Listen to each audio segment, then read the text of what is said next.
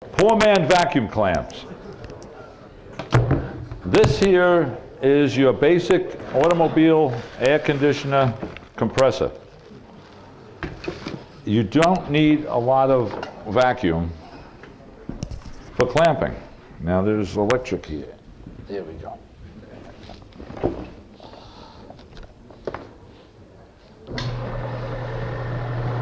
It is very simple. Now, if I get enough for my, that's that. Take that piece off the thing. No, well here, this is one pump.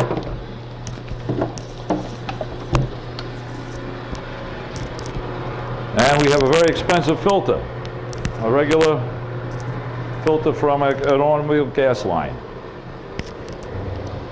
I know this thing should have guards on it. Now this will pull up to 26 inches of vacuum, which is pretty good.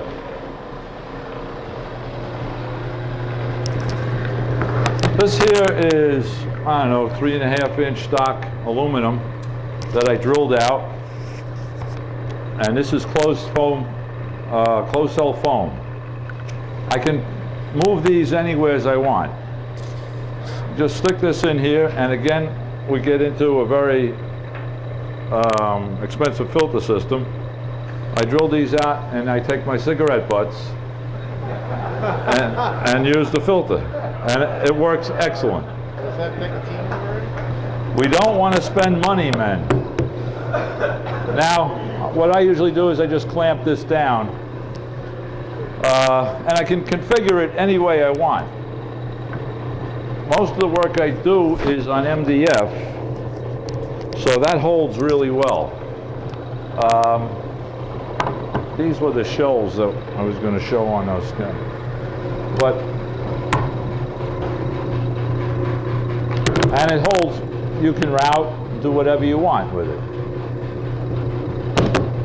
Now, this machine I just stuck together real quick to show that you can make a vacuum out of anything. This was a leftover motor, air conditioning pump. Steve gave me this. I made up these fittings because I got to put it on another pump. It's a 1, 2, 3 operation. Now, the other pump over here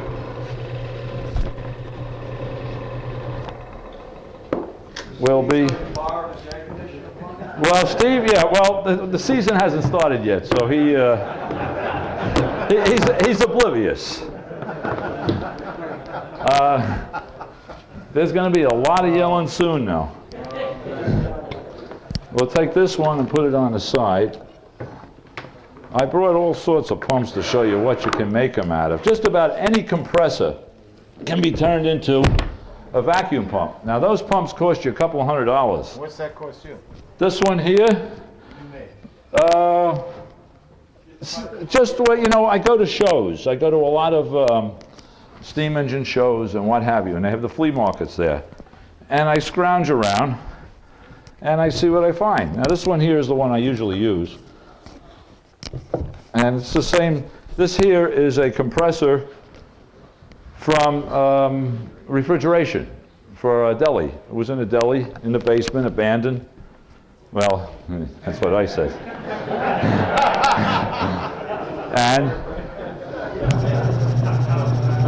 and what I like about them is they're very, you know, they're relatively quiet. So what I do is I put it in my garage. I work outside and stay upwind of the work I'm doing. Now, I do a lot of craft work. And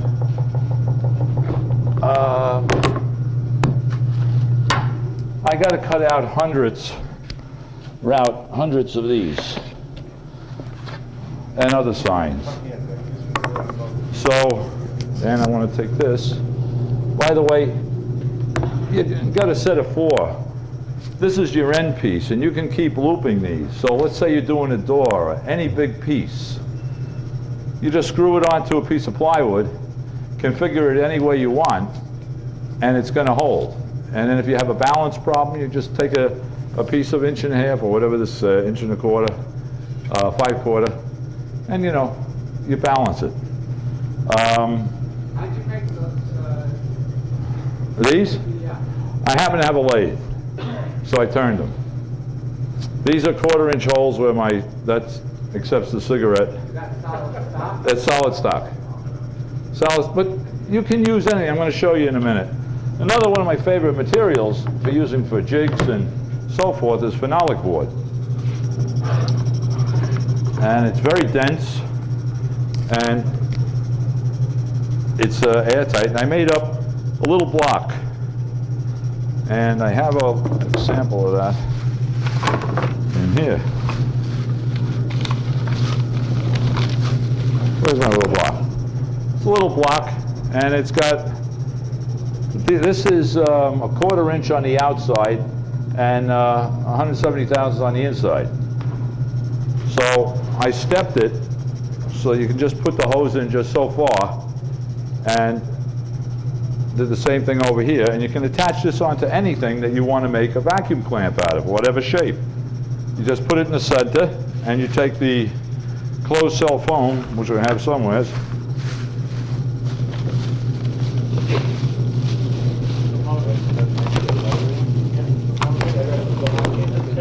I had. No, that's not mine. Mine was what? Oh, all right.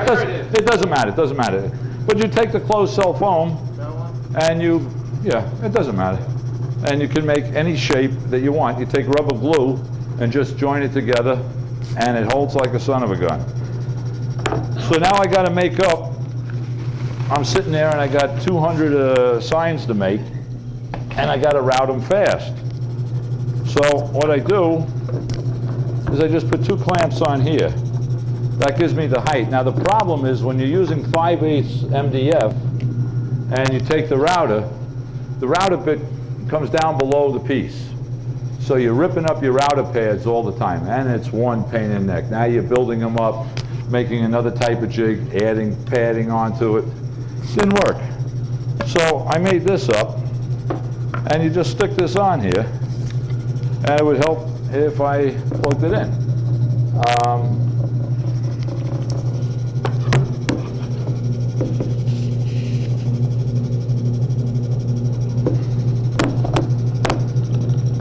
Now,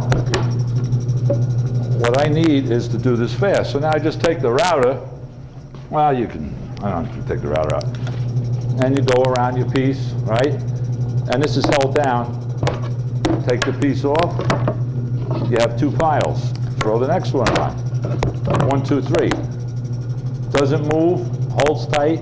I have it, this just happens to bring enough vacuum that I can rip them off fairly easy, and you can go on forever. So that's another pump. I also brought in another one that, so if you also, I do, you know, small signs.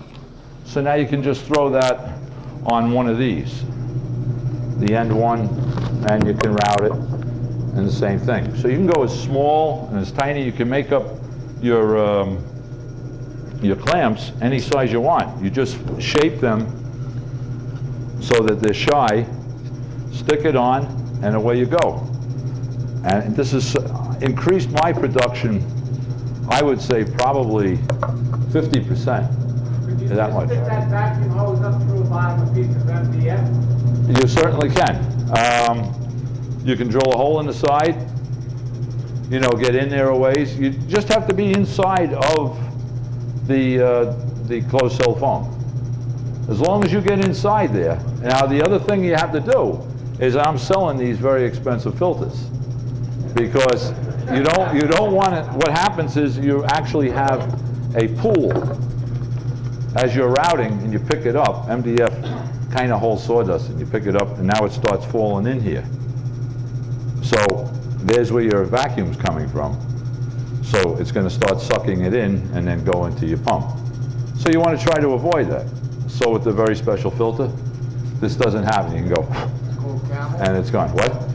I can't tell you. You have to use this special brand. I mean, you guys think you can just buy filters. Hey, I'll just pick them up. No, and I sell them. At $5 a piece. Pass the cigarettes on the So, no, the roadside ones aren't necessarily the best. I'll give you a hint. Where is my bag? I had a bag. A black plastic bag. Right behind you. Ah, there we go. Gotta stay organized.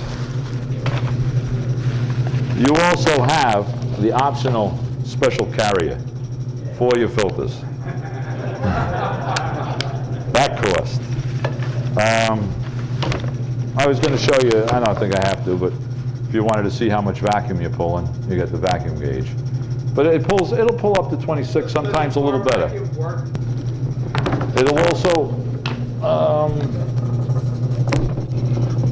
we'll hold pine as long as it's not too cupped. That's where you run into problems with vacuum clamping. Now, I don't even know, this piece here I hand planed. It's the shelf for one of those cabinets. By the way, I have a beautiful cabinet back there for sale, powder coated, made for coffee cans. See this one here. Oops. May not work because it's got it. It's sometimes because this isn't, you know, it's not going to evacuate a lot of air. Now Steve's going to show you airbag veneering, and that would take you a long time. But you could take a vacuum cleaner, pull out most of the air, and then just let this run.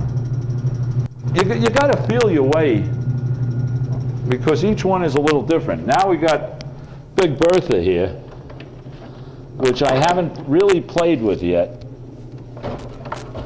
I got this up in Pennsylvania, and this is a compressor off a tractor trailer. And I have a feeling it would give you tremendous vacuum suction because you can hear it popping like crazy. It's 2 cylinders. It's got an oil bath. And I don't know that much about them, but we got an awful lot of ports. I have to put a motor on it and figure out exactly how this thing works. But I know I get vacuum out of it. And that was just about a throwaway.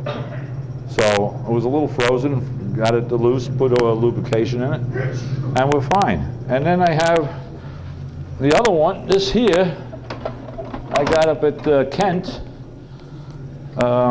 Tractor show, and it's a little vane pump. And this works. It's nice and quiet, and it pulls nice vacuum. And it's got a big filter on it. I just reversed it, and away it goes. This was used for aerating a pond. So if you keep your eye open, it's all available, and it costs you next to nothing.